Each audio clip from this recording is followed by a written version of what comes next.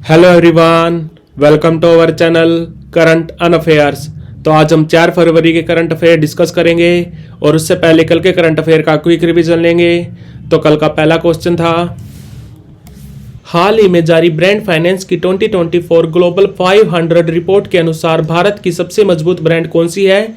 तो भारत की सबसे मजबूत ब्रांड है जियो। ओवरऑल इसका रैंक है 17वां और दुनिया की सबसे मजबूत ब्रांड है वी चैट। और दुनिया की सबसे वैल्यूएबल यानी कि सबसे कीमती ब्रांड कौन सी है? तो वो है एप्पल। और दुनिया की सबसे वैल्यूएबल आईटी कंपनी कौन सी है? तो वो है अमेरिका की असेंचर। हाल ही में किस कंपनी को उत्तर प्रदेश में नोएडा के पास अंतर्राष्ट्रीय फिल्म सिटी विकसित करने का ठेका मिला है? तो ये मिला है बे व्यू प्रोजेक्ट को और ये कंपनी है बोनी कपूर की। बोनी कपूर जो अनिल कपूर के भाई और अर्जुन कपूर के पिता हैं, बोनी कपूर की कंपनी है बे व्यू प्रोजेक्ट और ये फिल्म सिटी बनेगी 1000 एकड़ में। 1000 एकड़ में।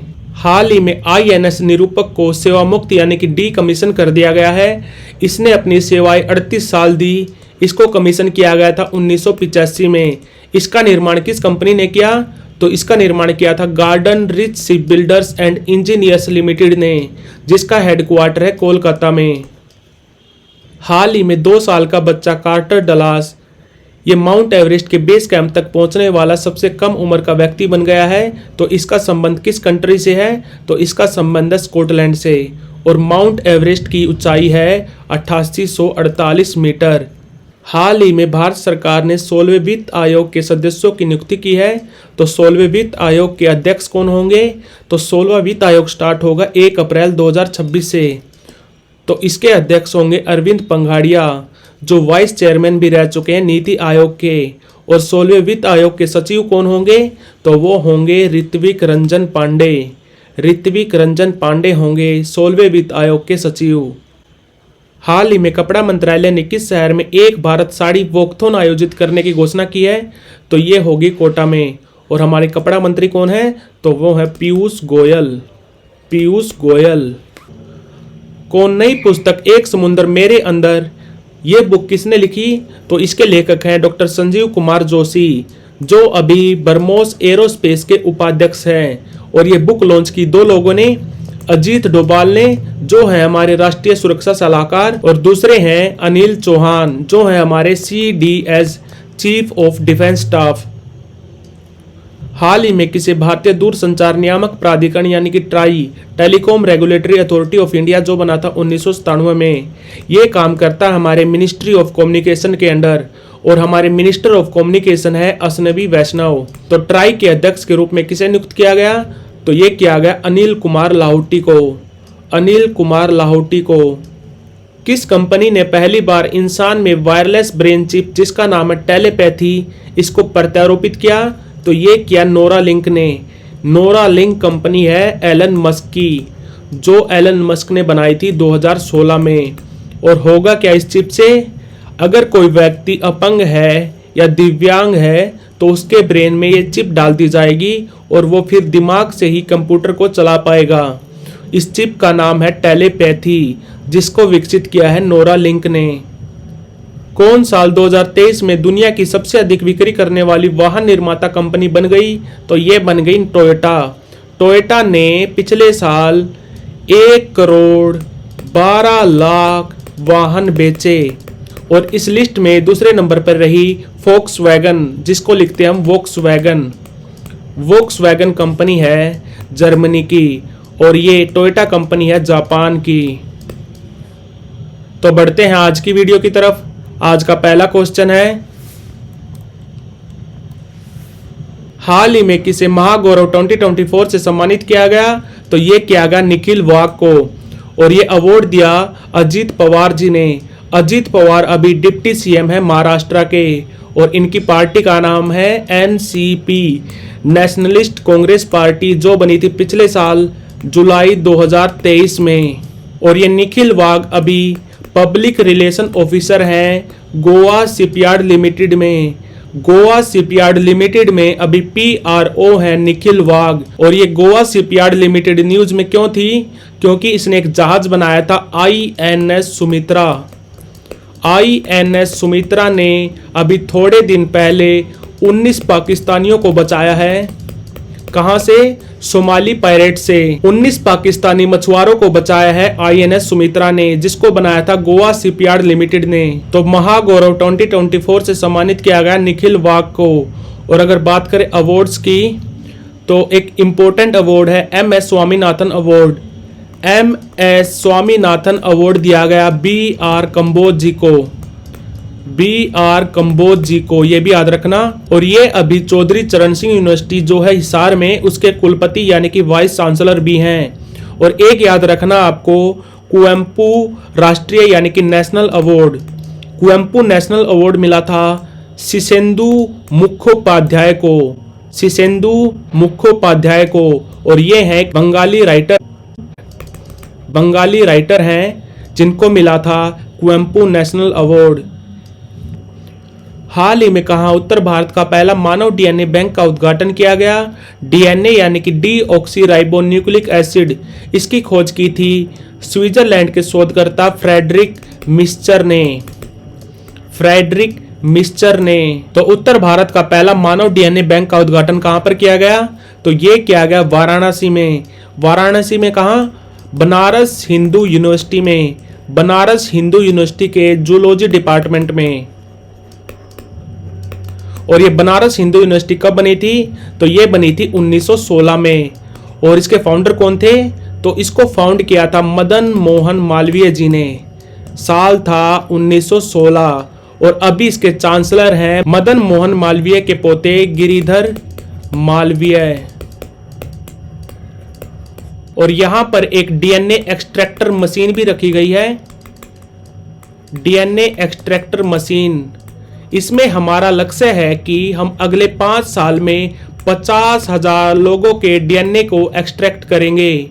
और ये DNA एक्सट्रैक्टर मशीन आधे घंटे में 32 सैंपल्स को एक्सट्रैक्ट कर सकती है। 32 सैंपल्स के DNA को एक्सट्रैक्ट कर सकती है आधे घंटे में, यानी कि 1 घंटे में 24 सैंपल्स के DNA एक्सट्रैक्ट कर सकती है। और ये मशीन रखी गई है BHU में, BHU के जूलॉजी डिपार्टमेंट में। तो आंसर है इसका वाराणसी। हाल ही में किस तमिल अभिनेता ने अपनी पार्टी तमिल गा वैत्री कजगम बनाई? तो ये बनाई साउथ के बहुत ही मशहूर एक्टर जिनका नाम है विजय। तो आंसर है इसका विजय। राजनीतिक पार्टी बनाने वाले ये पहले एक्टर नहीं है, इनसे पहले बहुत सारे साउथ के एक्टर ने पार्टी बना रखी है। जैसे कि एक बहुत बड़ी पार्टी है वहां पे TDP, तेलुगु पार्टी है, तेलुगु देशम पार्टी, जो आंध्र प्रदेश में विख्यात है। इसको बनाया था एक बहुत बड़े सुपरस्टार NT रामाराव जी ने, NT रामाराव। और तमिल एक्टर रजनीकांत, उन्होंने भी अपनी पार्टी बनाई थी रजनी मक्कल मदरम, जिसको अभी डिसॉल्व कर दिया है रजनीकांत ने। और तमिल एक्टर कमल हसन, इन्होंने भी एक पार्टी बनाई थी जिसका नाम था मक्कल निधि मय्यम 2018 में बनाई थी। और साउथ की एक अभिनेत्री थी जया ललिता तमिलनाडु की 6 बार CM रह चुकी हैं। अभी तो इनका निधन हो गया, बट ये भी पहले एक्ट्रेस थी। तो हमारे दक्षिण भारत की राजनीति में बहुत बड़ी भूमिका रही है फिल्मी अदाकारों की। तो अभी पार्टी बनाई है विजय ने, सुपरस्टार विजय ने पार्टी बनाई है जिसका नाम है तमिल गा वेत्री कजगम। सूरजकुंड मेले का 37वां संस्करण 2 फरवरी से शुरू हो गया है। तो ये कहां पर लगता है? तो सूरजकुंड मेला लगता है हरियाणा के फरीदाबाद में। और इसका पहला संस्करण हुआ था 1987 में। और इसको ऑर्गेनाइज करवाता है हरियाणा टूरिज्म। और बात करें अगर सूरजकुंड की, तो इस कुंड को बनवाया था तोमर डायनेस्टी के राजा सूरजपाल ने। और ये मेला चलेगा 2 से लेकर 18 फरवरी तक।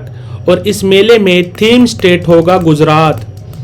Very very important, theme state होगा गुजरात। पार्टनर कंट्री होगा तंजानिया। और इसमें कल्चरल पार्टनर होगा north east handloom and handicraft development corporation. Cultural partner होगा north east handloom and handicraft development corporation. तो आंसर है इसका फरीदाबाद। और फरीदाबाद में अभी अभी क्या हुआ था? तो फरीदाबाद में अभी अभी हुआ था India international science festival. India international science festival 2023 हुआ था 17 से लेकर 20 जनवरी तक। कहां पर? फरीदाबाद में। हाल ही में जौहर सुल्तान इब्राहिम किस कंट्री के 17वें किंग बने हैं? तो ये बने हैं मलेशिया के नए किंग, जिनका नाम है जौहर सुल्तान इब्राहिम। और अगर बात करें मलेशिया की तो कैपिटल है यहाँ पे कुआलालंपुर और यहाँ पर करेंसी चलती है रिंगिट और यहाँ पर पीएम है अनवर इब्राहिम। और अगर बात करें सऊदी अरब की तो सऊदी अरब के किंग का नाम है सलमान बिन अब्दुल अजीज अल सऊद। सलमान बिन अब्दुल अजीज अल सऊद। और बात करें डेनमार्क की तो यहाँ पर किंग है अभी फ्रेडरिक एक्स। और इंग्लैंड के किंग हैं चार्ल्स तृतीय। तो जौहर सुल्तान इब्राहिम 17वें किंग बने हैं मलेशिया के। हाल ही में कलाईगनार स्पोर्ट्स किट योजना किस राज्य सरकार ने शुरू की? कलाईगनार ये तमिल वर्ड है जिसका इंग्लिश में मीनिंग है आर्टिस्ट यानी कि कलाकार। और ये कलाईगनार बोला जाता था एम करुणानिधि जी को। एम करुणानिधि जो पहले सीएम भी रह चुके हैं तमिलनाडु के, अभी इनकी मृत्यु हो चुकी है और इनका संबंध था डीएमके पार्टी से, द्राविड़ मुनेत्र कजगम पार्टी से, जो अभी रूलिंग पार्टी है तमिलनाडु में। तो इनके नाम से स्पोर्ट किट योजना स्टार्ट की है तमिलनाडु की सरकार ने। इस योजना को लॉन्च किया है एमके स्टालिन के बेटे और तमिलनाडु के खेल मंत्री उदयनिधि स्टालिन ने। ये हैं उदयनिधि स्टालिन। और क्या होगा इस योजना में? इस योजना के तहत 12,000 ग्राम पंचायतों में स्पोर्ट्स किट बांटी जाएगी। 12,000 ग्राम पंचायतों में स्पोर्ट्स किट बांटेगी तमिलनाडु की सरकार। और तमिलनाडु में ही हुआ था अब की बार खेलो इंडिया यूथ गेम्स भी हुए थे तमिलनाडु के 4 शहरों में, चेन्नई, मदुरई, त्रिची और कोयम्बटूर में। इसकी फाइनल टैली आ चुकी है। इसमें पहले नंबर पे रहा महाराष्ट्र, दूसरे पे रहा तमिलनाडु और तीसरे पे रहा हरियाणा। पहले पे रहा महाराष्ट्र, दूसरे पे रहा तमिलनाडु और तीसरे पे रहा हरियाणा। तो क्लैगनर स्पोर्ट्स किट योजना को लॉन्च किया है तमिलनाडु की सरकार ने। हाल ही में विश्व आर्द्र भूमि यानी कि वेटलैंड्स वर्ल्ड वेटलैंड्स डे हम कब मनाते हैं? तो ये मनाते हम 2 फरवरी को, क्योंकि 2 फरवरी 1971 को साइन हुआ था रामसर कन्वेंशन साइन हुआ था 2 फरवरी 1971 को। कहां पर? रामसर में। रामसर है ईरान में। और भारत में टोटल रामसर साइट कितनी है? तो भारत में टोटल रामसर साइट है 80। और बात करें अगर 1 फरवरी की तो 1 फरवरी को मनाते हैं हम इंडियन कोस्ट गार्ड डे मनाते हैं हम 1 फरवरी को। 4 फरवरी को मनाते हैं हम cancer day, world cancer day मनाते हैं हम 4 फरवरी को। और 8 फरवरी को मनाते हैं हम एपिलेप्सी डे यानी कि मिर्गी दिवस, विश्व मिर्गी दिवस मनाते हैं हम 8 फरवरी को। और 13 फरवरी को मनाते हैं हम रेडियो डे मनाते हैं हम 13 फरवरी को। और 21 फरवरी को मनाते हैं हम मातृभाषा दिवस यानी कि मदर लैंग्वेज डे। और 28 फरवरी को मनाते हैं हम राष्ट्रीय विज्ञान दिवस यानी कि नेशनल साइंस डे मनाते हैं हम 28 फरवरी को। तो ये सारे डे भी आपको याद होने चाहिए। तो विश्व आर्द्र भूमि दिवस मनाते हैं हम 2 फरवरी को। हाल ही में किसे उत्कृष्ट मानवीय प्रयासों के लिए चैंपियंस ऑफ चेंज अवार्ड से सम्मानित किया गया? तो ये किया गया सोनू सूद को, अभिनेता सोनू सूद को। और मैं अगर आपसे पूछ लूं मिस अमेरिका 2024 कौन बनी? तो वो बनी मेडिसन मार्स, नाम याद रखना। और गुड सवारी के लिए अर्जुन अवार्ड से सम्मानित होने वाली पहली महिला कौन बनी? तो उनका नाम है दिव्या कीर्ति सिंह। तो आंसर है इसका सोनू सूद, जिनको मिला है चैंपियंस ऑफ चेंज अवार्ड। कहां पर दिया गया ये अवार्ड? तो ये अवार्ड दिया गया मुंबई में। हाल ही में चंपई सोरेन को किस राज्य का मुख्यमंत्री बना दिया गया? तो चंपई सोरेन नए मुख्यमंत्री बने हैं झारखंड के। झारखंड के 12वें सीएम बने हैं चंपई सोरेन। पार्टी का नाम है झारखंड मुक्ति मोर्चा और इनसे पहले सीएम थे हेमंत सोरेन। हेमंत सोरेन जिनको उठा लिया अभी ईडी ने।